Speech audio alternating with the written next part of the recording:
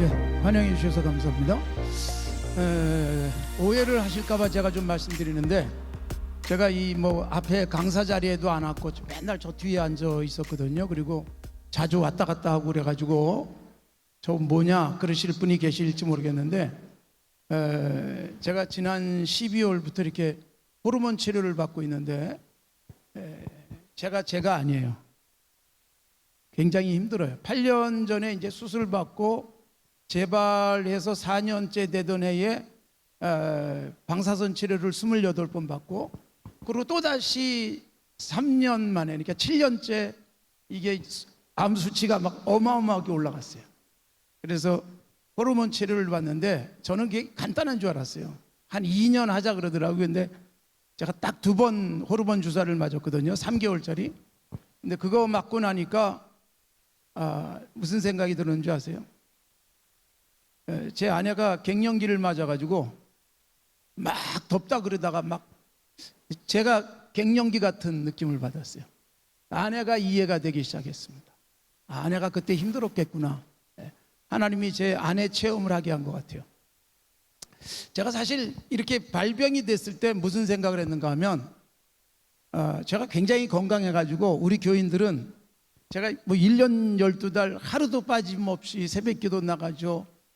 집회하고 와도 뭐 1시 2시에 들어와서도 새벽기도 또 하죠. 이렇게 하니까 우리 성도들이 별로 위로가 되질 않아요. 목사님은 건강하니까 우리를 모를 거야 이렇게 말씀하시던 분이 계셨는데, 제가 진단을 딱 받고 난 다음에 얼마나 감사했는지 몰라요. 이제 내가 그런 교인들을 위로할 수 있겠구나, 그렇게 생각을 했어요.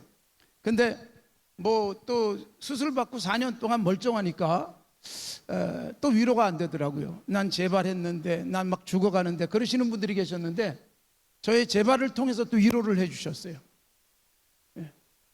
그러다가 또다시 재발을 하니까 이제는 은혜가 안 될까 봐 얘기도 못하고 있습니다. 가끔은 이렇게 휘청거리면서 쓰러질 것 같은 때도 있고, 자주 드나들어야 되고 입이 쓰고 마르고, 그래서 제가 안 먹던 사탕도 먹기 시작했습니다. 그래서 그것 때문에 그랬으니까 저를 보면서 쟤는 왜 저렇게 왔다 갔다 하나 그랬던 분들은 좀 이해를 해 주시기 바랍니다. 제가 아이패드를 가지고 다니면서 늘 설교를 합니다, 교회에서도. 근데 제 아이패드 카바가 뭔지 아십니까? 이 루이비통입니다. 아이패드보다도 루이비통 카바가 훨씬 더 비싸요. 그래가지고 저는 아이패드를 잊어버리면 다시 사면 되지만, 이 루이비통 카바를 잃어버리면 그건 이제 우리 아이들이 사줬기 때문에 저게 한 10년 됐는데 멀쩡합니다. 그러니까 굉장히 제가 아끼고 있어요. 그래서 아이패드를 바꿔야 되는데 카바 때문에 못 바꾸고 있습니다. 그러니까 본질과 비본질이 바뀌어 있는 거예요. 정말 중요한 것은 뭘까요? 아이패드잖아요. 근데 카바 때문에 아이패드를 교체를 못 하고 있어요. 새로운 버전이 나와도, 새로운 사이즈가 나와도. 그래서 제가 저거를 어쩔 수 없이 10년째 계속 쓰고 있습니다. 저 아이패드는 새로 나오자마자 우리 교인이 하나 사다 주었는데, 그때부터 카바는 제가 뭐 비싸지 않은 거 골라가지고 하고 다녔는데, 저게 들어온 다음부터 아이패드보다 카바가 더 중요해지기 시작했던 겁니다. 우리들이 사역을 하면서 정말 본질적인 부분을 놓칠 수가 있어요. 알맹이가 아니라 껍데기에 매달릴 수가 있는데, 제가 오늘 여러분과 함께 나누고자 하는 말씀들이 그런 것입니다. 오늘 본문 말씀이 혹시 띄어집니까? 같이 한번 읽어보시겠습니까? 시작.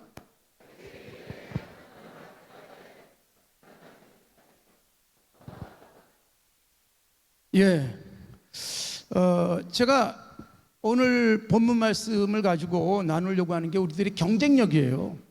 복음을 전하는 데 있어서 어떻게 하면 효과적일까 하는 부분들에 많은 연구들을 하지만, 정말 우리에게 필요한 부분들, 놓쳐서는 안 될 부분, 상당히 많이 타협하는 부분들을 제가 한번 점검해 보려고 합니다. 제가 1994년 10월 16일 날 산조님께서 저를 보고 와서 설교를 해달라고 그랬어요. 뭐 이력서도 낸 적이 없는데 근데 제가 1993년 저는 그 서양사를 공부하고 석사학위 받고 그리고 정훈장교 시험을 봐가지고 정훈장교로 가서 40개월을 근무하다가 그리고 나와서 2년 동안 농촌 사역을 좀 했어요. 농촌에 가서 살지 않았지만 농촌을 순회하는 사역을 하다가 신학대학원을 가가지고 목사 한 수 맞는 게 상당히 늦어졌습니다. 그래서 1994년 10월 16일 날 산정님께서 첫 설교를 했는데 제가 목사 한 수 받은 날이 1993년 10월 13일이었습니다. 그러니까 딱 만 1년 되던 주일날 저한테 와서 설교를 해달라고 그쪽 교회에서 누군가가 부탁을 했습니다. 제가 속으로 사람 볼 줄 아는구나. 그러고서 갔어요. 근데 그게 정말 묘하게도 제가 동도교회에 최우 목사님이 계실 때 그때 부목사로 딱 1년을 살았는데 중간에 최우 목사님이 은퇴를 하셨습니다. 원로로 추대되시고. 근데 10월 16일 날아서 설교를 해달라 그러는데 1년에 딱 한 번 제가 청소년부하고 대학부도 맡고 있었어요. 일교구도 맡고 있었고 1년에 딱 한 번 대학부 설교를 안 해도 되는 날이 그날이었습니다. 왜냐하면 그날이 그 성찬식이 있는 주일이었어요. 성찬식에는 대학부 학생들이 참여를 해야 되기 때문에 따로 예배를 드리지 않습니다. 근데 마침 그날 설교를 해달라 그래가지고 시간에 맞춰서 11시 반 예배였는데 청량리에서 서초동까지 차를 몰고 가서 올라가서 설교를 하고 바로 나와서 돌아와서 다시 동도교회 대학부랑 사부 예배랑 같이 들고 있는데 딱 들어갔더니 마침 성찬식을 막 시작하려고 하고 있더라고요. 그래서 저는 아무 일도 없었다는 듯이 분병을 했습니다. 그리고 분잔을 다 했습니다. 제가 그날 어디 갔다 왔는지 아무도 몰랐어요. 그렇게 제가 비울 수 있는 날 설교를 해달라고 딱 집었어요. 설교를 하고 왔는데 또 한 달 있다가 다시 설교를 해달라는 거예요. 한 번은 어쩌다 잘할 수 있지 않느냐. 그래가지고 다시 한번 해달라 그랬는데 그날이 바로 11월 셋째 주일 추수감사주일이었어요. 근데 여러분 추수감사주일 날 와서 설교해달라고 그러기 바로 직전에 우리 교회에서 브라질에 파송된 선교사님이 한국에 나와 계셨어요. 그래서 제가 그 선교사님한테 우리 대학부 학생들에게 선교의 비전을 좀 심어주세요. 그리고 그날 설교를 부탁했는데 부탁한 그날 저한테 또 다시 와서 설교를 해달라 그래서 그날도 아무한테도 얘기하지 않고 가서 설교를 하고 딱 돌아오니까 그 선교사님이 이제 설교 마무리를 하고 있었어요. 그래가지고 저는 올라가서 축도를 하고서 대학부 예배를 마쳤습니다. 그러니까 기가 막히게 딱 2번 제가 설교를 안 해도 되는 날이었는데 그날을 딱 집어서 산정님께서 설교를 해달라 그랬고 저는 산정님교회 39살에 목사 안수 받은 지 딱 1년 된 그 주일날 가서 선을 보는 설교를 했어요. 그리고 저를 담임 목사로 받아주었습니다. 제가 이걸 이렇게 생각을 해보니까 하나님의 은혜다라는 생각이 있습니다만 또 한편으로는 정말 제대로 사람 골랐다 막 이런 생각도 들었습니다. 그런데 여러분 일반적으로 이런 경우를 세상 사람들은 뭐라고 말하는가 하면 럭키하다, 운이 좋다 그렇게 얘기를 합니다. 실제로 여러분 그 로버트 프랭크 교수라고 코넬 대학교의 경제학 교수고 대학의 경제학 교과서를 집필하신 분이 계십니다. 미국의 버냉키 의장과 함께 경제를 주름잡던 교수님이 쓴 책이 있는데 그 책의 이름이 Success and Luck이에요. 그러니까 성공과 운이에요. 성공과 행운. 근데 거기에 우리말로 번역을 하면서 뭐라고 제목을 달아놨는가 하면 실력과 노력으로 성공했다는 이들에게 라는 제목이 잡혀 있어요. 원 제목은 Success and Luck인데 그렇게 풀어서 써놨습니다. 거기 보니까 무슨 말이 나오는가 하면 그 책의 핵심적 메시지는 성공했다는 사람들, 미국에서 성공했다는 사람들의 대부분이 내가 노력했고 내가 실력이 있어서 성공했다고 얘기하는 사람들이 많지만 사실은 그 뒤에는 운이 따른다, 그런 얘기를 합니다. 행운이 따른다. 그리고 특별히 실력이 뛰어난 사람들이 이렇게 경쟁할 때는 행운이 따른다는 거예요. 자, 우선 미국이라는 나라에 태어나는 것만으로도 행운이다. 지금은 뭐 대한민국에 태어나는 것도 굉장한 복이지 않습니까? 그래서 태어나는 나라, 이것은 내가 선택한 게 아니지만 행운 때문에 이 나라에 태어났다. 그 다음에 부자 아버지를 만나는 것, 이것도 운이다, 그렇게 말합니다. 그리고 우연한 것들이 굉장히 많이 작용을 한다는 거예요. 올림픽에서 그 육상 경기에서 세계 신기록이 나오는 날은 바람이 뒤에서 불어주는 날이지, 바람을 안고 뛰는 날은 한 번도 신기록이 나오지 않았답니다. 프랭크 교수가 통계를 잡은 거예요. 그러니까 바람을 불게 할 수도 없고, 바람을 내가 마주 대하면서 달리겠다는 생각도 안 하지만, 그날의 바람이 어떻게 불어주느냐는 결국은 행운이다, 그렇게 프랭크 교수는 말합니다. 그리고 사람의 키도 부모를 통해서 유전되기 때문에 키가 크고 작은 것도 역시 행운이다, 그렇게 얘기합니다. 제가 제 아내를 만나서 결혼을 했는데 제 아내가 저보다 8cm가 큽니다. 그래서 처음에 결혼했을 땐 제가 늘 우리 집에서 둘째로 큰 사람이었습니다. 그런데 우리 아들이 태어나고 아들이 중학교 1학년이 될 때 저는 우리 집에서 셋째로 큰 사람이 됐습니다. 제 아들은 엄마보다 12cm가 컸어요. 그리고 이제 딸이 중3이 됐을 때부터 저는 우리 집에서 넷째로 큰 사람이 됐습니다. 제가 우리 집에서 제일 귀엽습니다. 여러분, 그 아내를 키 큰 사람을 만나가지고 제 아이들에게는 키 작은 한을 물려주지 않게 됐습니다. 제 아내를 만난 것도 역시 뭐 제가 선택한 게 아니잖아요. 어떻게 그렇게 만나게 됐어요? 그러니까 이런 부분들은 분명히 프랭크 교수는 행운이다라고 말하고 있습니다. 근데 성경은 이걸 뭐라고 말해요? 은혜라고 말하는 거예요. 여러분, 세상 사람들은 이해할 수 없는 은혜, 우리는 은혜라고 말하지만 사람들은 재수가 좋았다, 운이 좋았다, 행운이 따랐다, 그런 말들을 합니다. 여러분, 우리가 살아가면서 모든 걸 다 갖추고 있어도 내가 뭔가 경쟁을 해서 실력이 거의 비슷한 사람들끼리 붙었을 때 어떻게 보면 나는 내 실력을 제대로 발휘도 못한 채 사실 원하는 것을 이루지 못할 수도 있다는 거예요. 프랭크 교수가 특히 경쟁률이 아주 높은 시험의 경우는 운이 더욱더 중요하다, 그렇게 말하고 있습니다. 사실 여러분, 전교에서 1등하는 사람들을 다 모아가지고 경쟁을 시키면 얼마나 정말 피말리는 경쟁이겠어요. 그래서 실력이 좋은 사람들끼리의 경쟁에서는 어쩔 수 없이 운이라는 것이 필요하다라고 말하는데, 그 운은 우리들이 성경에서 말하는 것은 행운이 아니라 은혜입니다. 그래서 저는 이 은혜라고 하는 부분을 생각을 하면서, 여러분, 어떤 경우에 하나님께서 은혜를 많이 주실까, 이런 생각을 할 수가 있어요.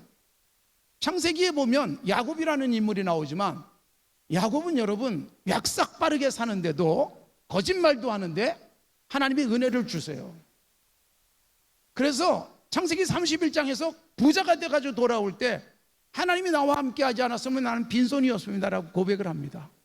그런데 여러분, 창세기 47장 9절에서 야곱이 바로왕 앞에 서가지고 뭐라고 고백을 하는가 하면, 나이가 몇 살이냐고 묻는데 내 나그네 세월이 130년입니다. 그런데 나는 어떤 세월을 보냈다 그래요?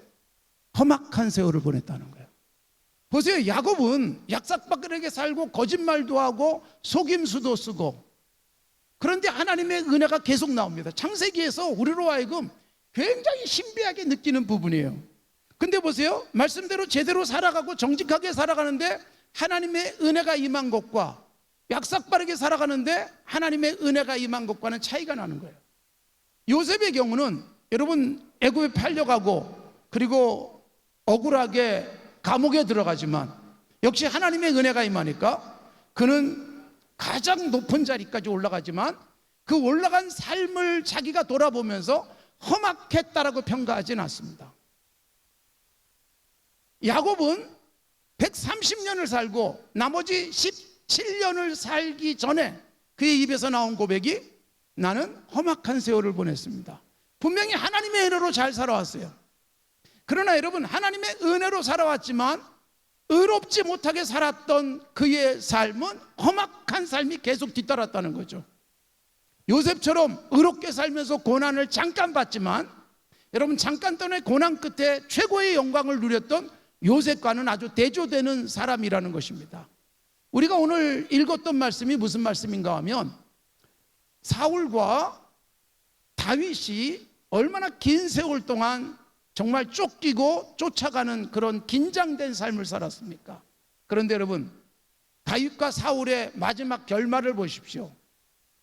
사무엘상 31장에 보면 사울의 결말은 어떻게 돼요? 그날 사울이 자기 세 아들과 자기 병기 든 자와 함께 같은 날 죽었습니다. 더군다나 사울은 다윗을 죽이겠다고 쫓아다니는 칼 위에 자기가 엎드려져서 죽었습니다. 자기 칼에 의해서 자기가 죽어요. 그런데 다윗을 보십시오. 다윗의 삶의 마무리를 역대상 29장은 뭐라고 말했습니까? 다윗은 나이 많아 늙도록 부하고 존귀하다가 죽음에 그 아들 솔로몬이 대신하여 왕이 됐다. 이게 역대상의 마지막 부분이에요. 사울과 다윗, 한 사람은 죽이겠다고 쫓아다니고 한 사람은 도망다니면서 애를 쓰지만, 그런데 결말은 사울은 비참하게 끝나고 다윗은 부하고 나이 많아 늙도록 존귀하게 살다가 죽었고, 사울은 세 아들과 함께 죽었지만 다윗의 아들이 왕이 되는 복을 누립니다. 그러니까 두 사람의 싸움에서 결말이 이렇게 날 수 있었던 이유가 뭘까요? 그게 오늘 24장 17절 여러분이 같이 읽었던 말씀이죠. 사울이 뭐라고 고백을 해요? 다윗을 향해서 너는 나보다 의롭도다. 나는 너를 괴롭히고 쫓아다니고 죽이겠다고 하는데 너는 나에게 은혜를 베푸니 너는 나보다 의롭도다. 여러분, 이 말씀은 왜 나왔는가 하면 24장에서 다윗이 굴속에 숨어 있다가 사울이 급한 볼일을 보러 들어왔는데 여러분, 단칼에 죽일 수가 있었습니다. 그러나 다윗이 죽이지 않죠. 하나님께서 금하시는 일이다. 그래서 안 해요. 금하시는 일이기 때문에 죽이지 않고 옷자락만 살짝 잘랐는데, 여러분 사무엘상 24장에 너무나도 기가 막힌 말씀은 다윗의 영성이 얼마나 뛰어났는지 옷자락을 잠깐 자르면서도 마음에 찔렸다라고 돼 있어요. 여러분, 그 당시에 다윗은 굉장히 영적으로 맑고 순수했던 사람이었습니다. 그러고 난 다음에 사울이 그 사실을 알고 난 다음에 다윗이 옷자락을 자른 것을 흔들자 그때 고백한 말씀이 24장 17절이고, 24장 17절은 결국 사울이 다윗을 이기지 못한 이유가 무엇인가? 다윗은 그렇게 쫓겨다니지만 결국 이길 수 있었던 이유가 무엇인가? 그건 바로 다윗이 갖고 있던 경쟁력은 너는 나보다 의롭도다. 여러분, 사울보다 다윗이 힘이 세고 사울보다 다윗이 돈이 많고 사울보다 다윗이 자기를 지지해 주는 사람이 많았기 때문에 이긴 것이 아니라 다윗은 사울보다 의로웠습니다. 여러분, 내가 의롭게 살아가면 하나님께서는 의로운 사람에게 훨씬 더 좋은 은혜를 주시는 거예요. 우리들은 여러분, 이기려고 할 때가 많습니다. 가지려고 할 때가 많습니다. 높아지려고 할 때가 많습니다. 목회를 해도 빨리 부흥시키겠다는 생각을 할 때가 너무나도 많고, 선교 사역을 하면서는 어떤 효과를 바로 내고 싶은 욕망이 우리 속에 있어요. 그러나 여러분, 그리스도인이 가져야 될 가장 중요한 태도가 뭘까요? 세상과 다른 삶이어야 됩니다. 내가 1등하고 내가 더 많이 갖고 내가 더 높아지는 것보다 나는 의로워지기를 원하는 삶을 살아가는 것이 정말 중요한 부분입니다. 개하고 경쟁하지 말라는 말이 있어요. 어떤 사람이 개를 데리고 맨날 산책을 하다가 이제 좀 개하고 달리기 좀 하자 그래가지고 어느 날 개하고 같이 달리기를 했는데, 그날 개가 더 빨리 뛰어가지고 그날 그 개 주인은 개보다 못한 사람이 됐습니다. 야, 내가 개한테 져도 되겠냐? 그래가지고 열심히 달리기 연습을 해가지고 어느 날 걔하고 같이 뛰는데 걔하고 똑같이 뛰어갔습니다. 그날 뭐가 됐을까요? 걔 같은 사람이 됐습니다. 그러자 내가 걔하고 똑같이 뛰어서 되겠냐? 더 열심히 달리기 연습을 하다가 걔하고 뛰었는데 걔보다 더 빨리 뛰었어요. 그날 뭐가 됐을까요? 걔보다 더한 인간이 됐습니다. 여러분, 제가 이거 말씀을 왜 드리는가 하면 사람이 걔하고 경쟁해서는 안 됩니다. 제가 이번 주 기독신문 주필 칼럼에 걔는 훌륭하다라는 제목의 칼럼을 썼습니다. 한번 읽어보시면 좋겠어요. 여러분, 예수 믿는 사람이 세상과 돈으로 경쟁하고, 예수 믿는 사람이 세상과 학력으로 경쟁하고, 예수 믿는 사람이 세상과 더 큰 건물 짓는 걸로 경쟁한다면 누가 이길 수 있을까요? 예수 믿는 부자가 많겠습니까? 예수 안 믿는 부자가 많을까요? 안 세보셔서 모르시겠어요? 서울대학교에 가면 예수 믿는 학생이 많을까요? 예수 안 믿는 학생이 많을까요? 요즘은 예수 믿는 학생은 10분의 1밖에 되지 않습니다. 여러분, 세상과 우리가 경쟁해야 될 것은 돈도 아니고 학력도 아니고 내가 가지고 있는 어떤 능력이 아닙니다. 하나님께서 우리에게 요구하시는 것은 무엇일까요? 예수님이 우리를 위해서 십자가에서 죽어주시고 우리에게 요구하시고 우리에게 원하는 것이 무엇입니까? 구약에서부터 예수님께서 주신 말씀과 사도들의 주신 말씀을 통해서 요구하는 것은 내가 거룩하니 너희도 거룩해라. 그리고 예수님께서 끊임없이 그 모습을 보여주고 아버지가 원하시는 그 삶을 위해서 살아갔고, 바울 사도 끊임없이 나는 그 자리에 올라가기 위해서 몸부림치고 있다는 것을 고백하고 있지 않습니까? 교회가 세상과 경쟁을 할 때 우리보다 큰 건물이네 이거 갖고 경쟁이 되지 않습니다. 그런데 예수 믿는 사람 만나보니까 이렇게 정직할 수가 없어요. 이렇게 착할 수가 없어요.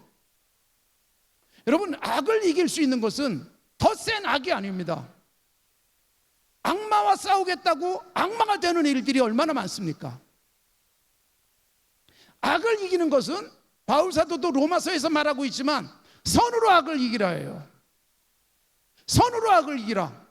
그래서 우리가 세상과 경쟁을 할 때, 우리가 주변에 있는 사람들과 경쟁을 할 때, 선교사인 내가, 목사인 내가 주변 사람들과 견줬을 때 좋은 집에 사는구나, 좋은 음식 먹는구나, 좋은 옷을 입고 사는가 아니라 당신이 나보다 의롭군요, 당신이 나보다 정직하군요.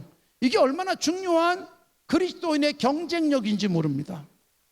근데 우리는 성과에 매달릴 때가 너무나도 많습니다.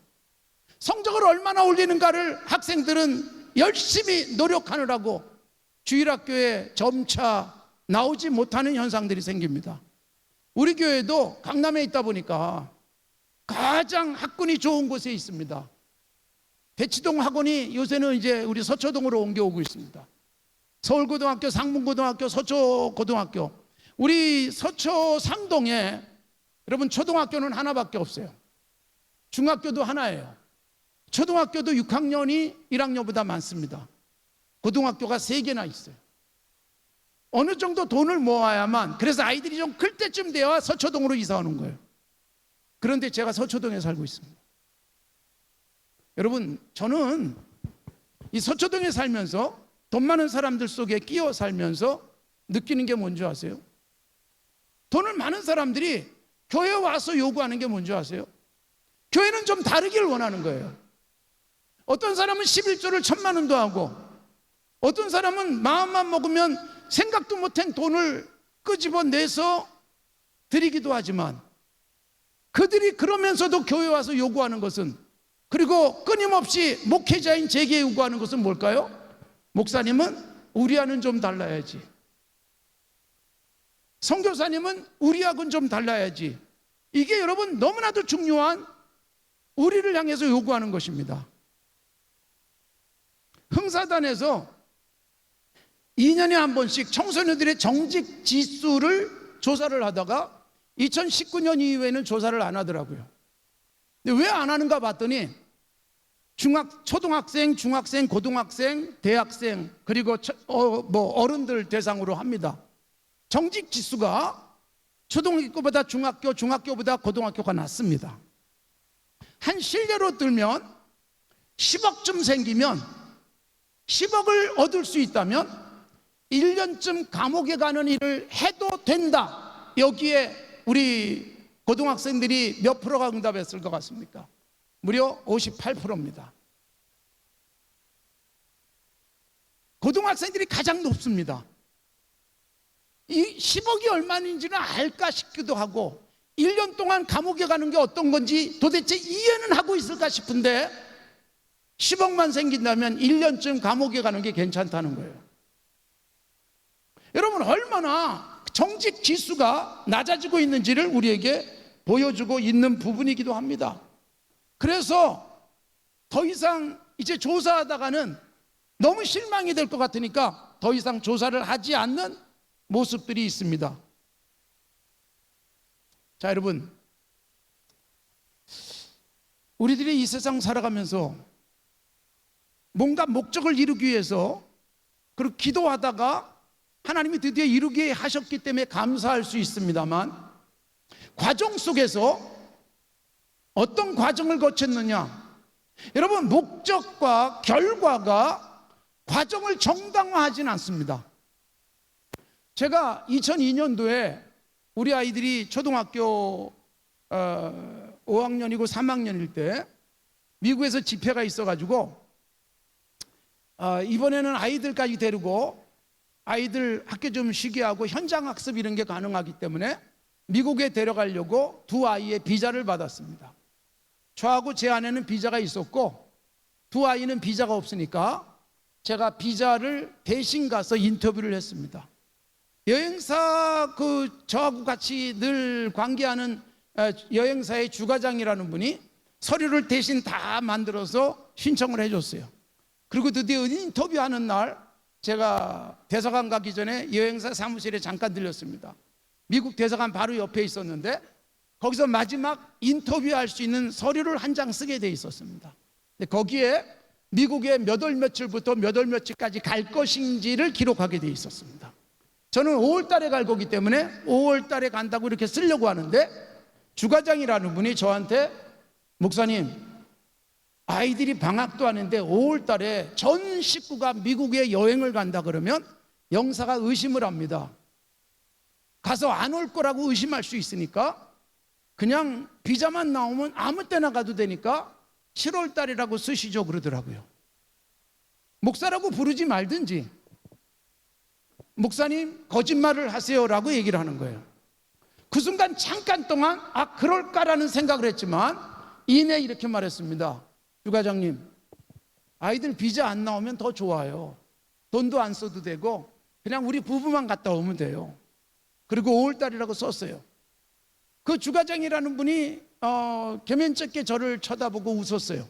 그리고 드디어 대사관에 가서 순서를 기다리고 있었는데 제 순서가 됐습니다. 앞에 뭐 가보신 분들은 다 대부분 다 우리 선교사님들이라서 많이 가보셨겠지만 그 리젝트 당해가지고 나오는 사람들의 표정들이 다 있어요. 그걸 지켜보고 있다 보니까 한쪽에는 제가 무슨 마음이 괜히 7월 1일로 썼나? 5월이라고 쓸 거 그랬나? 라는 생각이 막 들었지만 이미 저는 썼잖아요. 그리고 기다리고 있다가 제 인터뷰 시간이 됐습니다. 1분 동안 한 1분 동안 3가지 묻고 3가지 대답을 했어요. 그리고 우리 두 아이의 5년짜리 비자가 나왔습니다. 저는 너무너무 감사했어요.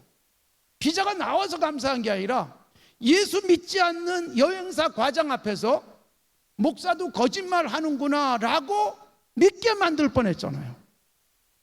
제가 그 순간 그걸 거절했던 것에 대해서 저는 정말 감사했습니다. 우리 교회에서 형제교회들을 세웠습니다. 전라북도에 있고 그 다음에 전라남도에도 하나 있고 그 다음에 우리나라에서 가장 보고마율이 낮은 곳이 어딘 줄 아세요? 경상남도 의령 합천 쪽입니다. 제주도도 한 8% 된다 그러는데 의령 합천이 보고마율이 4%밖에 되지 않습니다. 호남 쪽은 높지만 이쪽 영남 쪽은 낮잖아요. 그 중에서도 의령과 합천이 너무 낮아가지고 그곳에 땅을 사서 교회를 하기로 했습니다. 우선 목사님 부부를 파송을 해가지고 그 목사님이 새 빵을 얻어가지고 거기서 전도를 시작했어요. 정말 그냥 새빵 초라한 곳에서 교회를 시작했는데 드디어 한 10명 정도가 전도가 됐어요. 목사님한테서 연락이 왔어요. 목사님, 아무래도 예배당을 하나 지면 좋겠습니다. 그래서 오케이 했어요. 그래가지고 목사님이 땅을 알아보고 그러다녔어요. 연락이 왔어요. 400평짜리 땅이 나왔는데 4천만 원입니다. 오케이, 계약을 해라 그랬어요. 그런데 계약을 하러 가가지고 저한테 전화를 했어요. 목사님, 이 땅 주인이 땅을 살 때 1,000만 원 주고 샀답니다. 4천만 원에 팔면 세금이 얼마 나오는 줄 아세요? 1,800만 원이 나온대요. 그러니까 계약서에 1,000만 원에 사고 파는 걸로 씁시다라고 하라. 즉 이중 계약을 하자는 거예요. 그럼 저보고 이 땅 주인이 그렇게 요구하는데 어떻게 했으면 좋겠어요? 하고 저한테 묻더라고요. 그래서 제가 전화에다 대고 아니 몰라서 물어? 그러고 그냥 끊어버렸어요. 하지 말라는 거였어요. 저는 단호하게 거절을 했어요. 저는 4천만 원이라고 교인들에게 광고를 했더니 바로 한 성도가 4천만 원을 가지고 왔어요. 땅 사라고. 그런데 여러분 결국 계약이 무산되고 말았습니다. 제가 그 다음 주일날 교인들 앞에 광고를 했어요.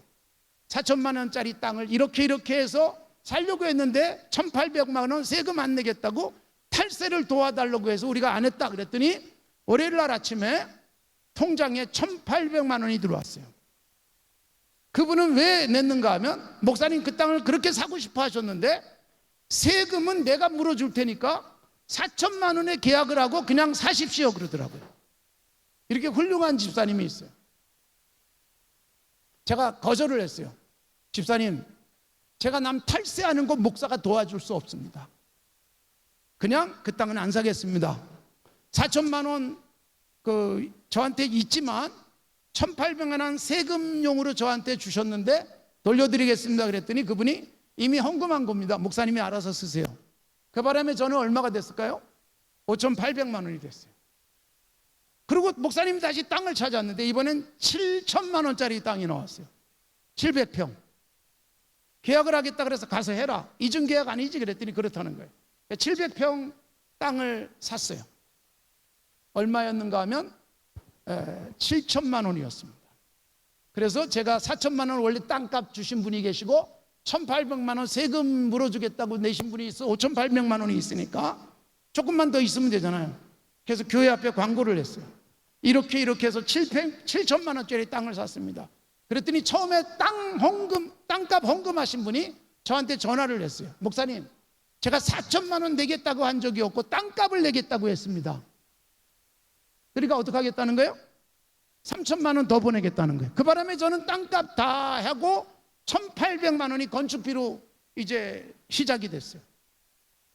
저로서는 얼마나 감사하게 그 세 번째 형제교회인 의령 산정교회를 시작했는지 몰라요. 땅을 사고 예배당을 짓는데 목적이 아름답기 때문에 동기에 거짓말도 들어가고 위계에 의한 공무집행 방해를 해도 괜찮다고 생각할 수 있는 우리들 수 있습니다. 하나님께서 우리에게 요구하는 건 뭘까요? 예배당을 졌기 때문이 아니라 얼마나 의로운가. 이 부분은 너무나도 중요한 부분이라는 것입니다. 여러분, 아무리 결과가 좋아도 과정상의 하자가 발견되면 그러면 모든 게 무효가 되는 일들이 있습니다. 2014년에 인천 아시안 게임이 있었어요. 수영에서 박태환 선수가 메달을 몇 개 받았는지 아십니까? 무려 6개의 메달을 받았습니다. 그런데 도핑 테스트에서 금지 약물이 발견됐어요. 6개의 메달이 전부 무효가 됐습니다. 그뿐만 아니라 계영에 출전했던 다른 선수들까지 메달을 다 박탈당하고 말았습니다. 세상도 여러분 불법과 탈법에 대해서 아주 엄중한 잣대를 들이대고 있습니다. 하나님께서 다윗이라는 인물을 굉장히 위대하게 쓰신 것은 여러분 이 초기의 다윗의 모습, 사울의 옷자락을 자르면서도 마음에 찔렸어요. 나중에 사무엘하 11장에 가면 여러분 우리야를 죽이고 아내를 자기가 데려오고 그러는 과정 속에서도 조금도 찔리지 않았던 사람이 있어요. 사무엘하 11장. 나중에 12장에서 나단 선지자가 와서 비유를 들 때도 자기 얘기인 줄 몰랐어요. 선지자가 당신이 그 사람이라고 할 때 그때 회개하고 새롭게 삶을 펼치게 되죠. 여러분, 하나님께서 우리에게 요구하는 것은 얼마나 많은 결과를, 얼마나 많은 성과를, 얼마나 커다란 일을 했느냐가 아니라 얼마나 세상과 다르게 살고 있는가라는 것입니다. 우리가 이 세상 살아가면서 가장 타협이 쉬운 것들이 바로 그런 부분들입니다. 하나님의 나라와 그의 의를 구하라, 그리하면 모든 것을 주겠다는 산상설교의 말씀. 여러분, 그게 뭘까요? 하나님의 의와 나라를 위해서 기도하라는 게 아니잖아요. 추구하는 게 그거예요. 돈을 써도, 돈을 벌어도,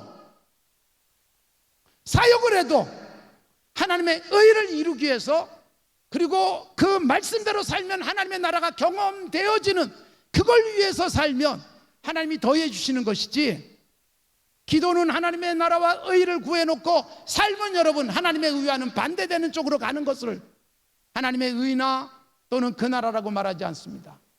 산상설교에서 또 우리에게 말씀하지 않습니까? 의를 위해서 핍박을 받는 자는 복이 있다. 여러분, 의를 위해서 핍박을 받는다는 것은 우리 교회를 섬기셨던 주기철 목사님처럼 순교를 하거나 고당 조만식 장로님처럼 끝까지 북한 김일성에게 반대하다가 총살당해서 죽거나 하는 그것만을 말하지 않습니다. 우리는 여러분 순교는 쉽게 얘기하지만 돈 10,000원, 100,000원 이런 것 때문에 얼마나 많은 문제들을 만들어내는지 모릅니다. 산조에게 부임해가지고 첫 해 입학 시즌 어떤 분이 저한테 찾아왔어요. 목사님, 우리 딸아이가 대학 원서를 써야 되는데 그 학교가 세례 증명서가 있어요. 입학 원서를 받아준답니다. 그래서 그러면 해드리면 되죠 뭐 그랬어요. 그랬더니 그런데 목사님 세례를 안 받았습니다. 지금은 권사님이신 그분이. 그래서 제가 세례 안 받은 학생을 세례 받았다고 써줄 수는 없습니다. 그리고 집사님, 제가 세례 안 받은 당신 딸을 세례 교인이라고 거짓말로 써주면 그때부터 집사님이 저를 어떻게 생각하시겠어요? 저는 집사님으로부터 신뢰도 깨질 겁니다. 그리고 제가 이렇게 써줬습니다. 저도 굉장히 순진하게 써줬어요. 이 학생은 교회 잘 다니는 누구누구의 딸인데 제가 잘 교육해서 이번 봄에 학습도 받고 세례도 받게 할 테니까 받아주십시오라고 써서 보냈는데 접수 자체가 되지 않았습니다. 저는 할 수 있는 것까지 다 했어요. 물론 그러고 나서 다른 대학을 갔지만 여러분, 우리에게 오는 것들이 그런 것들이었어요. 교회가 기부금 영수증을 해주면서 국세청에서 여러분 정말 스파트 체크를 해가지고 문제가 생기는 교회가 있어요. 얼마나 정직하게 하고 있는가. 사실 여러분, 우리는 정직함이라고 하는 것 속에서 살아가야 되는 사람들이지만 가끔은 목적이 선하기 때문에, 괜찮아 보이기 때문에 과정을 무시해버릴 때도 있다는 것입니다. 그러나 여러분, 과정이 무시되는 한 이겨도 이긴 게 아니라는 것입니다. 우리 교회에서 지금은 이제 뭐 고등학교까지 다 국가가 교육비를 대주지만 우리 지역에 그 고등학생 학생들이 그 등록금을 못 내는 학생들이 있었어요. 그래서 매년 연말이 되면 지금은 이제 다 무상 교육이 되지만 그때는 안 될 때였어요. 그래서 연말이 되면은 중학교, 고등학교에 등록금 밀린 학생들을 이렇게 다 찾아내서 등록금을 대줬어요. 그 다음에 아예 장학생을 선발해가지고 계속해서 매 학기 등록금을 준 고등학교 3년 동안 우리 교회에서 장학금을 받은 학생이 있어요. 원칙은 교회를 다니든 안 다니든 누구나 다 신청하면 그 다음에 동사무소에서 추천을 내주면 장학금을 줬습니다. 어느 3월 달에 한 학생이 저를 찾아왔습니다. 그리고 저한테 서울대학교 로고가 박혀있는 그 머그컵을 하나 가지고 왔어요. 목사님, 교회에서 장학금을 주셔서 제가 열심히 공부해가지고 서울대학교 들어갔습니다. 할아버지하고 살고 있던 손자였습니다. 가난해서 고등학교 등록금도 낼 수 없을 때였습니다. 그리고 저한테 컵을 가져왔는데 얼마나 기쁘던지요. 근데 그 학생이 저한테 이렇게 말했습니다. 목사님, 저는 아직도 교회를 다니지는 않습니다. 근데 앞으로 살다가 종교가 필요하다 싶은 생각이 들면 반드시 교회 나가겠습니다 그러더라고요. 그 학생이 교회를 나가진 않지만 그 학생에게 보여준 건 뭐예요? 아, 교회가 이렇게 선언을 하는구나. 살다가 정말 깝깝하고 어려울 때 생각나지 않겠어요? 저는 전도, 선교 무엇을 가지고 해야 될까요? 오늘날 왜 젊은 애들이 교회를 떠날까요? 왜 목사를 향해서 우리 소강성 목사님도 몇 번 말씀을 하셨지만 정말 입에 담을 수 없는 표현을 쓰고 있을까요? 여러분, 교회를 다녀보니까 세상과 다르지 않다는 거예요. 아니, 경쟁력으로 치면 떨어지는 거예요. 돈 가지고 경쟁하겠어요? 악력으로 경쟁하겠어요? 그러면 교회만에 훨씬 뛰어난 경쟁력이 있어야 되는데 우리 학생들이 그 경쟁력을 교회에서 보지 못하는 거예요.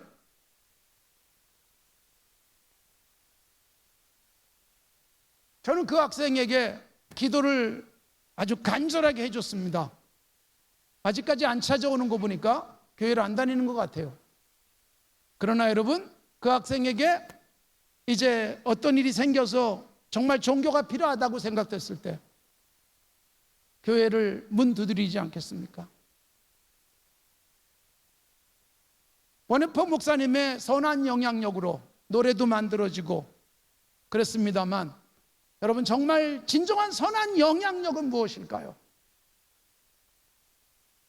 정말 복음을 전하기 위해서 우리는 현장에서 어떻게 사역을 합니까?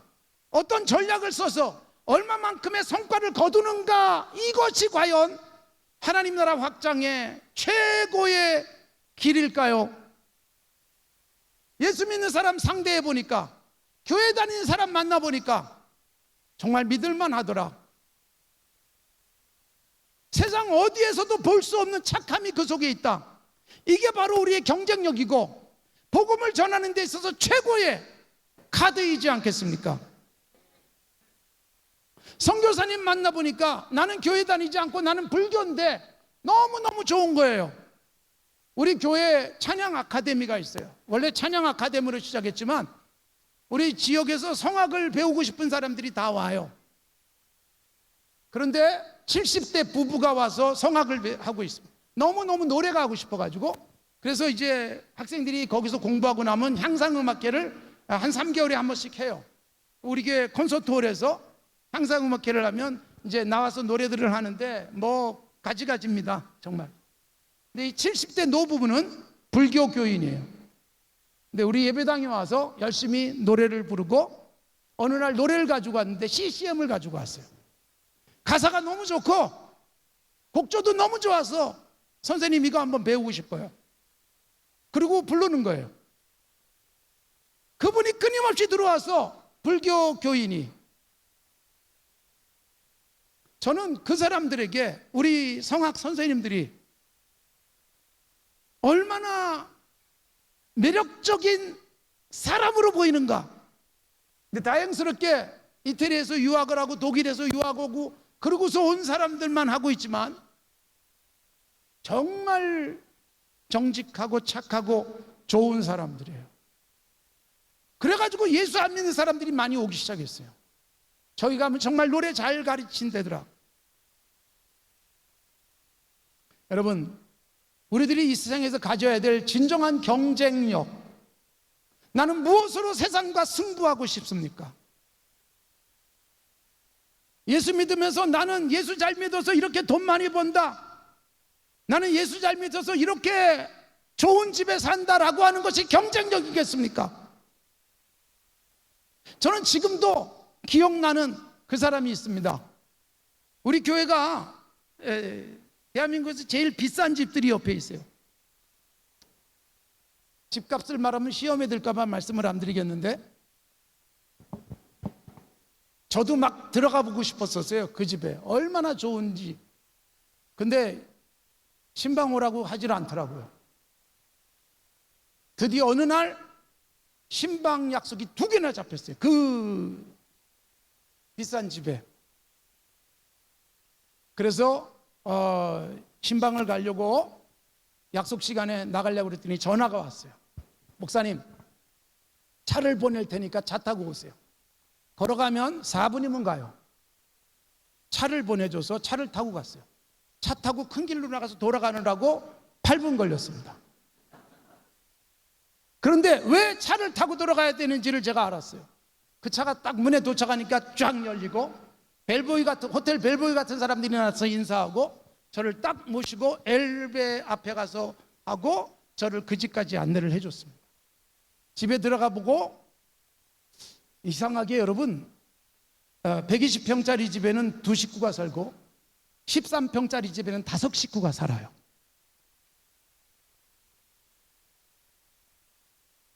그 집에서 길 잃을 뻔했어요.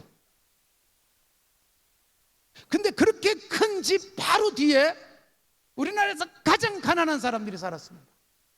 집값이 얼마냐면 300만 원이에요. 그린벨트에다가 옛날에 서초동이 꽃마을이었어요. 비닐하우스 치고 꽃을 화훼단지였어요. 지금은 다 양재동으로 갔지만 비닐하우스에 보온덮개 깔고 연탄 보일러 나고 그러고서 사는 집들이 한 40세대가 이 최고급 집 뒤에 있었어요. 어느 날 불이 나가지고 우리 교회로 피난 오기도 하고 우리 교회에서 며칠씩 잠도 자기도 하고 그랬어요. 지금은 그 집이 다 헐어지고 임대주택으로 다 옮겨가게 됐습니다만 다행스럽게. 근데 거기에 사시는 분 중에 칼을 가시는 분이 계셨어요. 칼 가시는. 그분은 자전거 하나 타고 자전거 앞에 이렇게 칼을 여러 개 꽂고 칼 가세요 그러고 돌아다니는데 요새 누가 칼을 갑니까? 그런데 우리 집에 와서도 나를 시퍼렇게 세우고 교회 주방에 칼도 잘 갈아놓고 그러고 다니시는 분이에요. 제가 그분의 주제가를 하나 정해줬어요. 날 세우소서.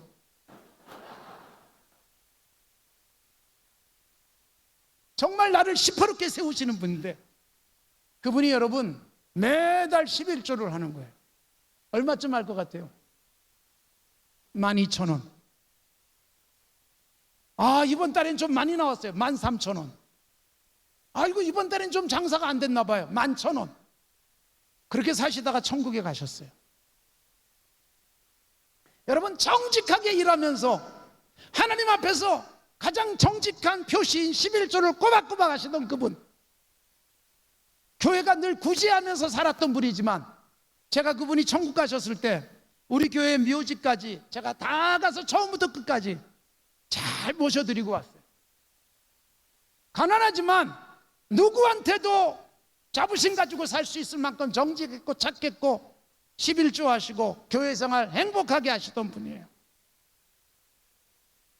한국교회가 그리고 우리의 복음의 최전선에서 예수 그리스도라는 최고의 상품이 있지만 정말 중요한 건 뭘까요? 상품보다도 상품을 파는 사람이잖아요. 아무리 좋은 상품도 사기꾼 같은 사람이 팔려고 그러면 팔리지가 않습니다. 상품은 잘 모르겠지만 당신을 보니까 믿을만하다. 그래서 상품을 사줘야 되지 않겠어요?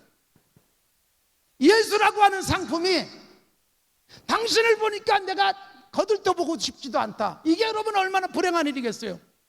난 예수님이 누군지 모르겠지만 예수 믿는 당신, 예수님을 믿으라고 권하는 당신을 보니까 나도 예수 믿고 싶군요, 예수라는 상품을 내가 구입하고 싶군요 라고 구매 의욕을 돋굴 수 있다면 이게 진정한 그리스도인의 선교 전략이지 않겠습니까? 결심하시고, 저는 그래서 제가 그런 생각을 해요. 제가 왜 목사 안수 받은 지 1년 딱 됐을 때 산정연교회 담임 목사로 갈 수 있었을까? 39살에 가서 지금 30년째 사역을 하고 있습니다. 39살에 가가지고 30년 동안 사역을 하고, 근데 그때 저를 보고 설교를 잘해서 과연 저를 뽑았을까? 근데 제가 지금보다는 그때가 훨씬 더 깨끗하고 맑고 의로웠던 것 같아요. 하나님이 그걸 보시고 저를 인도하셨을 것이다라는 생각이 듭니다. 지금 같으면 하나님이 저를 보내셨을까 싶은 생각이 들어요. 시간이 지날수록 더 거룩해지고 더 경건해져야 되는데, 어느새 더는 더 많은 때가 묻어 있으면서 요즘 다 그렇지 뭐 이러고 살아가려고 하는 내 안에 또 다른 나와 타협하고 있다는 것입니다. 제가 지금 체중이 지난 12월부터 3개월 사이에 3.5kg가 확 쪘어요. 제가 원래 저녁에 체중계 올라가면 60.5kg, 아침에 체중계 올라가면 59.567 정도가 나오는 게 저는 27년 동안 계속 해왔어요. 최근에 약 먹으면서 부작용이 좀 살을 찌워서, 그래서 우리 교인들이 저를 보면서 목사님 얼굴 좋아졌습니다 그래요. 속을 모르고. 근데 여러분, 제가 28년, 29년 전 산정연교회 와가지고 1년 지나니까 신방하면서, 그때는 대신방, 요새는 신방이 없습니다만 요즘은 우리 집에 신방 가는 케이스는 1년에 한 번 정도 있을까 말까예요. 보통 신방은 이제 레스토랑으로 가고 커피숍으로 가고 브런치 먹고 그래요. 그때는 신방을 다 다녔는데 가는 데마다 주는 대로 다 먹어가지고, 그때 2년쯤 신방을 하고 나니까 몸무게가 72kg이 됐어요. 생각해 보세요. 제가 72kg.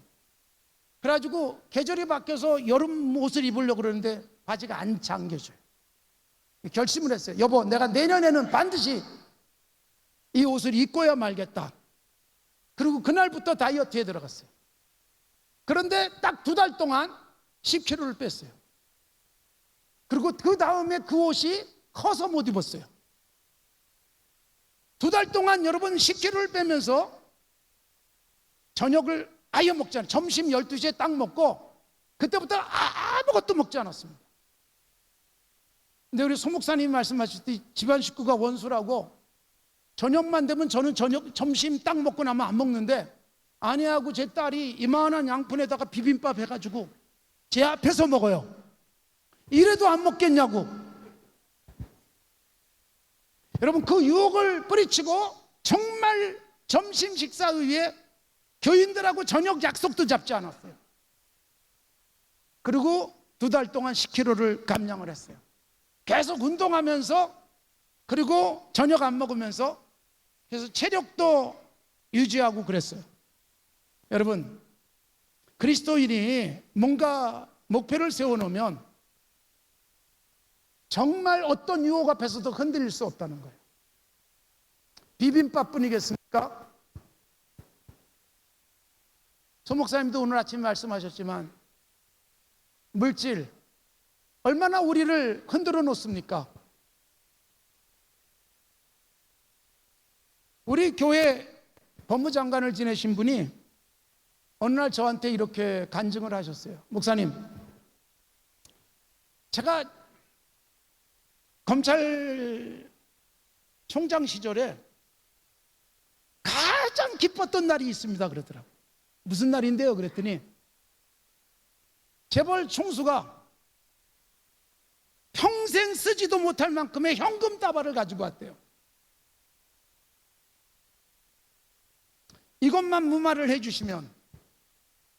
근데 우리 그 집사님이 과감하게 딱 뿌리친 그날 너무 큰 희열을 느꼈다는 거예요. 목사님, 나는 그날 너무 행복했습니다.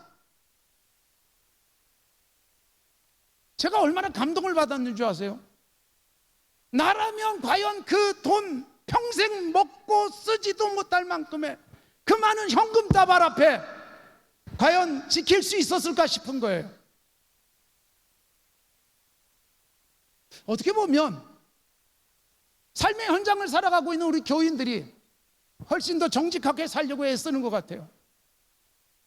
일주일 내내 그렇게 힘들게 살면서도 새벽 기도, 저는 새벽 기도에 나오시는 분 중에 안양에서 새벽 기도를 와가지고 끝나자마자 막 뛰어서 출근하시는 분들이 계세요. 내가 집사라면 저렇게 살까 싶은 거예요. 저보다 훨씬 좋아 보이는 거예요. 저보다 훨씬 존경스러운 거예요.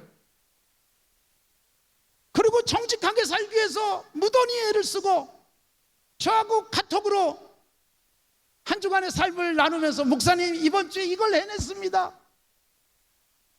굉장히 유혹에 흔들렸지만 결국 목사님 거절했습니다. 행복한 거예요. 저도 우리 성도들의 승리가 저의 승리 같고, 이런 성도들이 있는 한 한국교회는 희망이 있다라고 하는 분명하고도 확실한 하나님의 음성으로 들렸던 것입니다.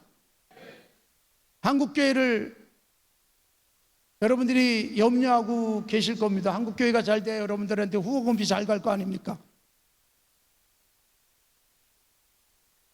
너무 안타까워요. 선교 자꾸 끊고 줄이고.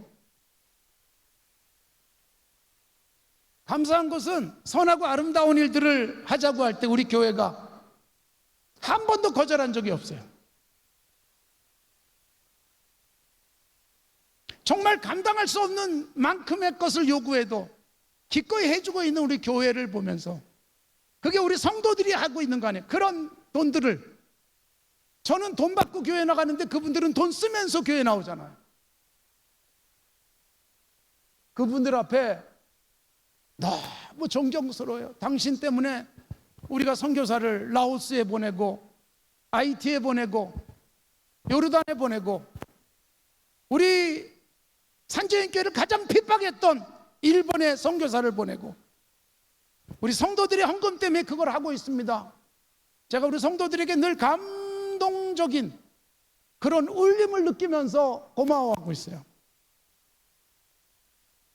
그걸 위해서 얼마나 정직하게 열심히 살고 있는지, 어떻게 하면 더 부지런히 살 것인가, 그러면서 교회를 섬기는 우리 성도들이 한국교회를 지탱하고 있습니다.